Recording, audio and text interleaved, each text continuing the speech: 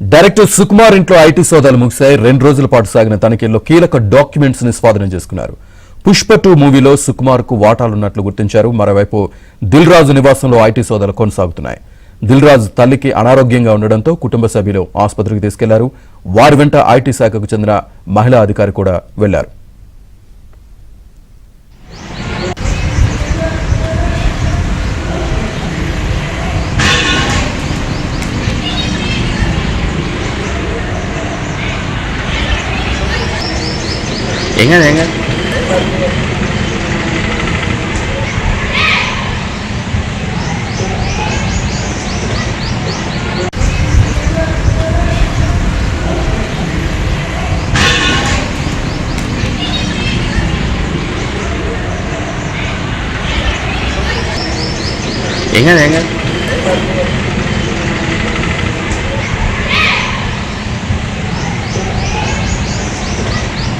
Director Sukumar ఇంట్లో IT సోదాలు ముగిశాయి. 2 రోజుల పాటు సాగిన తనిఖీల్లో కీలక డాక్యుమెంట్స్ ని స్వాధీనం చేసుకున్నారు. పుష్ప 2 మూవీలో సుకుమార్ కు వాటాలున్నట్లు గుర్తించారు. మరోవైపు దిల్ రాజు నివాసంలో ఐటీ సోదాలు కొనసాగుతున్నాయి. దిల్ రాజు తల్లికి అనారోగ్యంగా ఉండడంతో కుటుంబ సభ్యులు ఆసుపత్రికి తీసుకెళ్లారు. వారి వెంట ఐటీ శాఖకు చెందిన మహిళా అధికారి కూడా వెళ్లారు. ఇదే అంశానికి సంబంధించి పూర్తి సమాచారాన్ని మా క్రైమ్ కరెస్పాండెంట్ శశి అందిస్తారు లైవ్ లో. శశి,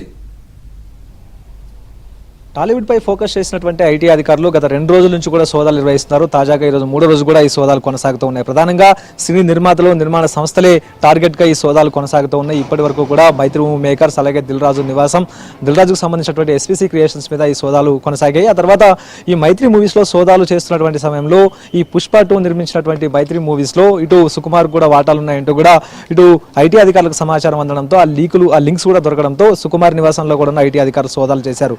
2 రోజుల పాటు కూడా ఐటీ అధికారులు ఇటు సుకుమార్ నివాసంలో సోదాలు నిర్వహించారు. అయితే సుకుమార్ ముంబైలో ఉండడంతో అత్యవసరంగా హైదరాబాద్కు రావాలంటూ కూడా ఐటీ అధికారులు ఆదేశాలు జారీ చేశారు. ఇదే నేపథ్యంలో నిన్న సుకుమార్ తన నివాసానికి చేరుకున్నారు. అయితే 2 రోజుల పాటు కూడా సుకుమార్ నివాసంలో ఐటీ అధికారులు క్షుణ్ణంగా తనిఖీలు నిర్వహించారు.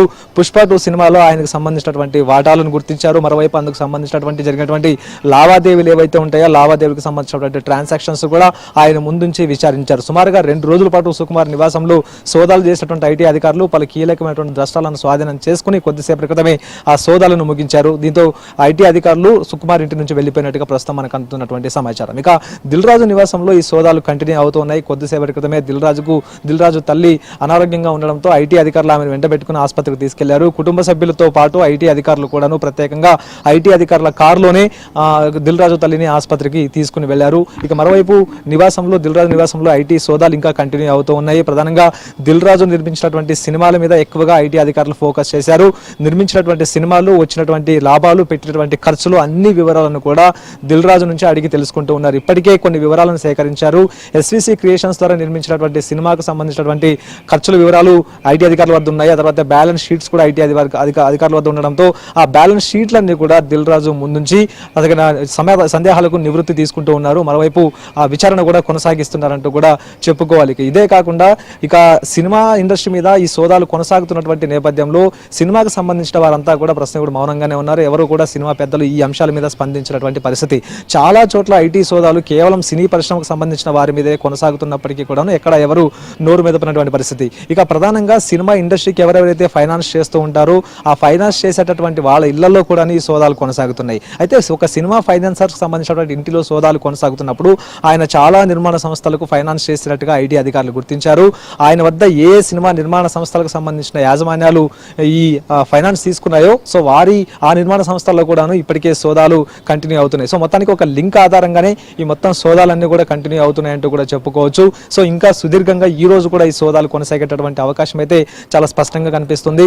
రేపు ఉదయం వరకు కూడా ఈ సోదాలు కంటిన్యూ అయ్యేటటువంటి అవకాశం కనిపిస్తుంది. ఇక ప్రధానంగా వచ్చినటువంటి లాభాలు, ఆ తర్వాత పెడుతున్నటువంటి ఖర్చుల విషయంలో ఐటీ అధికారులకు సరైనటువంటి సమాచారం ఇస్తున్నారా లేదా, అందుకు సంబంధించినటువంటి పత్రాలు చాలా పక్కాగా ఉన్నాయా లేదా అనే అంశాల గురించి ఐటీ అధికారులు ఎక్కువగా ఫోకస్ చేస్తూ ఉన్నారు. అయితే బయట మాత్రం ఒక్కొక్క సినిమాకు పెద్ద మొత్తంలో లాభాలు వచ్చాయని, బ్లాక్ బస్టర్ హిట్ అంటూ కూడా వందల దాదాపు కోట్ల వసూలు వస్తున్నాయంటూ కూడా చాలా వరకు ప్రసార మాధ్యమాల్లో వస్తూ ఉంటాయి. సో ఈ వీటిని కూడా బేస్ చేసుకుని ఐటీ అధికారులు ఆయా అంశాల మీద ఫోకస్ చేశారు. నిజంగా బయట వార్తలు వస్తున్నట్టు కోట్లలో ఆదాయం వచ్చినప్పటికీ కూడాను ఐటీ అధికారులకు తాలూకు లెక్కలు చూపించేటప్పుడు సినీ నిర్మాతలు ఏమైనా అవకతవకలకు పాల్పడుతున్నారా అనే అంశాల గురించి కూడా ఎక్కువగా ఫోకస్ చేశారు. సో ఇక దిల్ రాజు నివాసంలో ఈ సోదాలు కంటిన్యూ అవుతున్నాయి. అవుటర్స్ ఎవరిది కూడా లోపలికి రానివ్వడం లేదు. అయితే ఎవరన్నా లోపలికి వచ్చినప్పటికీ కూడా క్షుణ్ణంగా తనిఖీ చేసే వారిని బయటికి పంపిస్తున్నారు.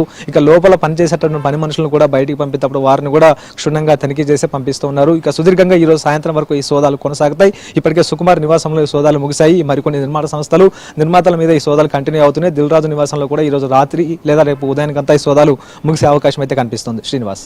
Right, thank you sir.